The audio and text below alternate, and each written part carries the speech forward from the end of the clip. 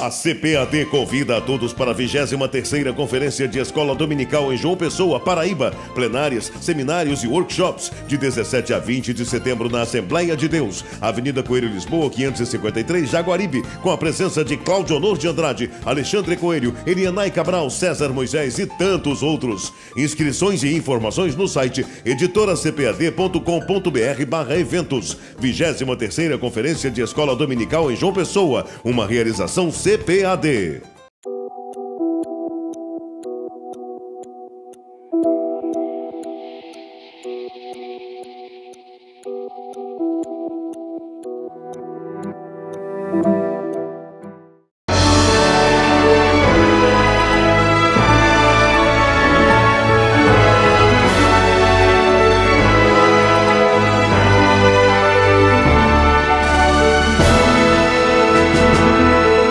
Subsídios. Lições bíblicas. Jovens. Lição 8. As mudanças dos valores morais. A paz do Senhor Jesus. Já estamos na lição de número 8, falando acerca das mudanças dos valores morais. As mudanças dos valores morais. O que vem a ser isso? Muito bem. Desde que a humanidade se entende por ser humano, desde que nós existimos, o homem enfrenta dificuldades acerca da obediência sobre as questões que Deus coloca para que ele possa obedecer. Mas falando acerca de valores morais, será que existem valores morais ditados pelo próprio Deus?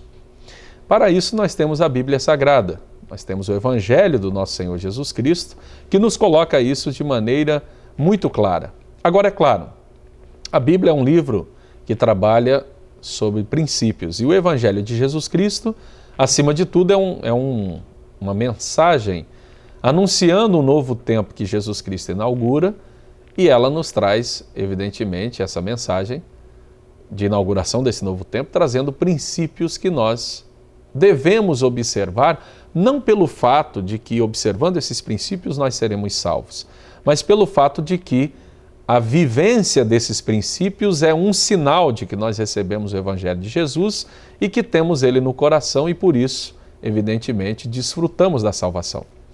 Agora, os valores morais, evidentemente que eles mudam de sociedade para sociedade de acordo com a visão histórica dessas sociedades. Se essas mudanças são boas ou ruins, é uma outra discussão que a gente precisa estabelecer de maneira muito séria, muito responsável, para que nós não nos tornemos também pessoas que saibam simplesmente fazer denúncias, mas não saibam fazer o anúncio. Então é necessário que nós analisemos com calma, com bastante tranquilidade e venhamos a trazer uma palavra que corrobore com a sociedade no sentido de levá-la a refletir acerca dos valores que ela preconiza, que ela defende. Existem valores que são extremamente pejorativos, são extremamente danosos e perniciosos para o desenvolvimento de qualquer sociedade. A gente sabe disso.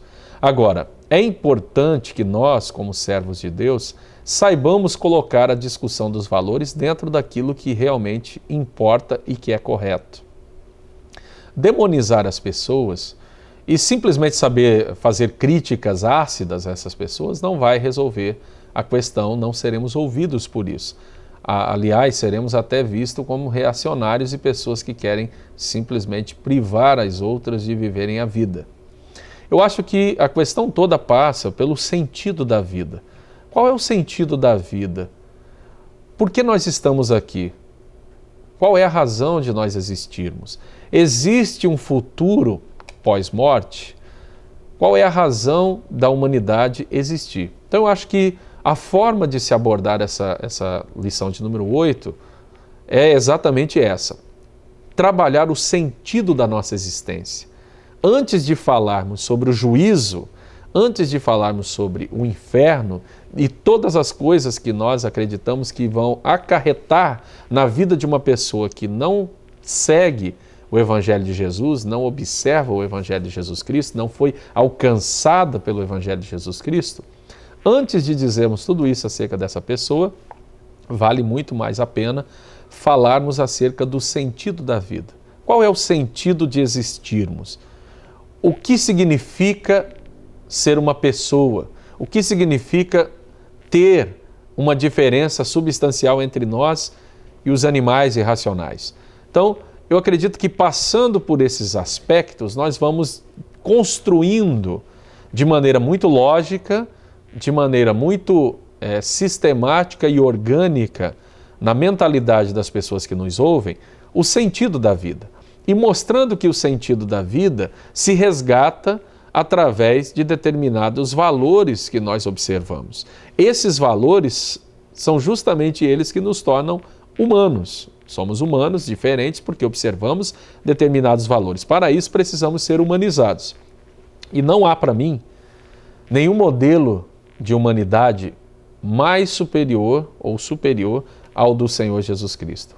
O Senhor Jesus Cristo é o modelo supremo de humanidade porque tinha uma capacidade de amar, uma capacidade de existir, de conviver com as pessoas do seu tempo de maneira bastante terna, de maneira bastante compreensiva, sendo uma pessoa que não deixava de participar das coisas que aconteciam na sua época, porém não se deixou contaminar, não se deixou dominar por nenhuma espécie de atividade ou de valor negativo que existia no seu tempo, e já se existia naquela época muitas coisas ruins. Ou seja, qual é o modelo que nós devemos seguir? O modelo de Jesus Cristo ou o modelo, por exemplo, poderíamos aqui dar um exemplo de João Batista. O Batista foi um homem chamado por Deus, profeta, inclusive profeta dentro de um contexto veterotestamentário, ou seja, de Antigo Testamento, com os padrões do Antigo Testamento acontecendo, e o Senhor Jesus Cristo fala sobre isso, que a lei e os profetas duraram até João. Então, é fato que João foi um homem que vivia segundo o entendimento que ele tinha das coisas de Deus, dos preceitos do judaísmo e do Antigo Testamento. E João se afastava da sociedade, ia para lugares desertos, não se vestia de maneira convencional, não tomava bebida forte, enfim, era um homem que se abstinha de diversas coisas. Já Jesus Cristo foi acusado por essa mesma sociedade e eles diziam, João tem demônio. Já Jesus Cristo se envolvia com tudo, ia a festas de casamento, participava da vida em sociedade e os próprios homens da sua época também o acusaram de ser um homem comilão e beberrão. A grande questão é, Jesus Cristo participava da sociedade, mas não se contaminava com os desvalores que haviam na sociedade. Então nós podemos também participar, não precisamos nos tornar eremitas, nem ermitões, podemos participar da vida em sociedade, mas não devemos de forma alguma nos contaminar com aqueles desvalores que existem por aí. Porém, não é não se contaminar por uma questão legalística. Não, é não se contaminar porque a nossa vida, a vida que nós aprendemos a ter do próprio Jesus nos ensina que isso não é importante, não é interessante que façamos. Ou seja, o Senhor Jesus Cristo certa vez disse que quem comete pecado é escravo do pecado. Então muitas vezes as pessoas se destroem, se autodestroem de diversas formas, com diversas distorções da sua vida natural, e elas pensam que estão vivendo, que isso é que é viver. Elas acreditam que a sua vida tem sentido fazendo todas essas coisas, promovendo coisas que destroem o seu próprio ser. Então Jesus Cristo disse, olha, quem comete pecado, na verdade, não é livre, é escravo do pecado, é um capacho do pecado. Então ele dizia sobre a liberdade que ele oferecia. A liberdade que Jesus oferece não é uma liberdade aprisionadora, o que seria, na verdade, uma contradição de ideias, e uma contradição de termos, inclusive. A liberdade que o Senhor Jesus Cristo oferece, ela é de tal forma que deixa você livre para fazer da sua vida o que você quiser, porém você vai responder diante de Deus pelas consequências daquilo que você fizer, pelas atitudes que você tomar, pelas ações que você empreender.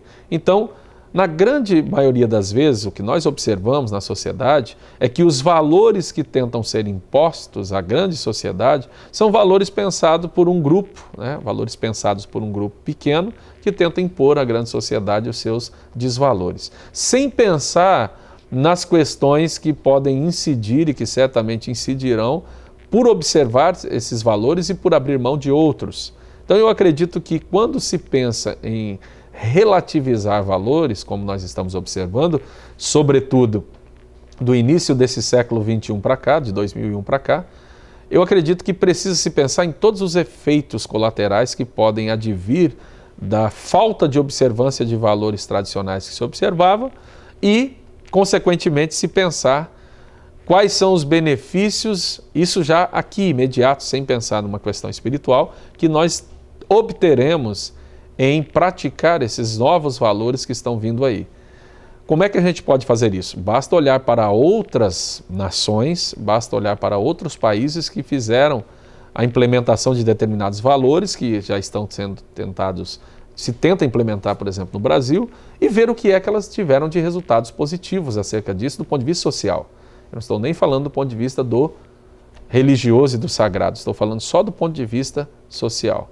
E nós verificaremos que não se tornou um paraíso aqui mesmo, como alguém pode pensar. Na verdade, essa é a grande ambição do ser humano, é criar a boa vida. Mas como que se cria a boa vida? Será que é pervertendo determinados valores da sociedade? Nós acreditamos que não. Nós acreditamos veementemente que não. É, na verdade, resgatando aqueles bons valores que nos humanizam, é que nós vamos poder, evidentemente, sobreviver, reagir, interagir e conviver melhor nessa sociedade que nós estamos enfrentando. E ninguém melhor do que isso do que o jovem, porque o jovem é quem vai enfrentar mais tempo de vida pelas leis naturais da sobrevivência dentro desse novo século. Por outro lado, é preciso dizer o seguinte: queiramos ou não, teremos de aprender a conviver com determinadas posições da sociedade que vai cada vez mais se secularizando. É necessário que nós aprendamos a conviver com isso. Como o Senhor Jesus Cristo, ele conviveu numa sociedade onde não era favorável à pregação do Evangelho e nunca será, porque os valores do reino de Deus sempre serão valores fora de moda, sempre serão valores à frente do seu próprio tempo.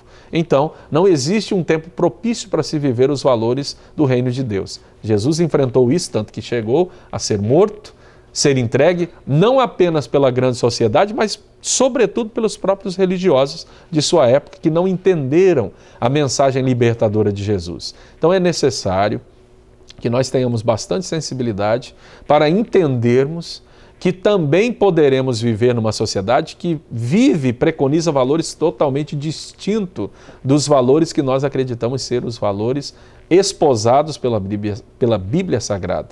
Porém, o que é que nós precisamos fazer? Nós precisamos firmar esses valores nas nossas próprias vidas, viver e encarnar esses valores na nossa própria realidade e assim servirmos de modelo para as pessoas à nossa volta, para a grande sociedade, para que ela possa entender que este é o sentido da vida. Nós fomos criados para isso. E sendo criados para isso, quando nós vivemos esses valores, nós na verdade não estamos fazendo nada mais, nada menos do que viver segundo o propósito para o qual fomos criados. E então nós encontramos descanso, encontramos paz e temos saúde psicológica, inclusive, para sobreviver e interagir nesse mundo que está cada dia mais tão difícil, caminhando a passos largos para determinados caminhos que não trarão a felicidade que ele tanto almeja. Muito mais próximo porque nós temos a presença de Deus a todo tempo para poder desfrutar. E muito mais distante porque quando se busca em canais onde Deus não se encontra, evidentemente que vai se criando um abismo cada vez maior entre nós e a fonte de satisfação da nossa vida humana. Que nós possamos ser alvos do amor de Deus e possamos também amar as pessoas e levar a elas esses valores e a pregação da palavra de Deus, mostrando que o caminho para se viver a verdadeira vida que eles procuram, a verdadeira vida feliz, não está nas coisas que eles estão procurando e que o mundo está erigindo e que o mundo está planejando. O mundo, do ponto de vista do mundo como oposição às coisas de Deus, mas está sim em resgatar o propósito das nossas vidas que encontramos na pessoa de Jesus Cristo, no exemplo do Senhor Jesus e consignados no Evangelho do Senhor, na sua palavra. Que nós possamos ser pessoas que anunciem esse Evangelho, que anunciem esse caminho e anunciem essa esperança num mundo de valores completamente invertidos. Que Deus te abençoe, uma excelente aula, em nome de Jesus. CPAD, 75 anos. A editora da Escola Dominical.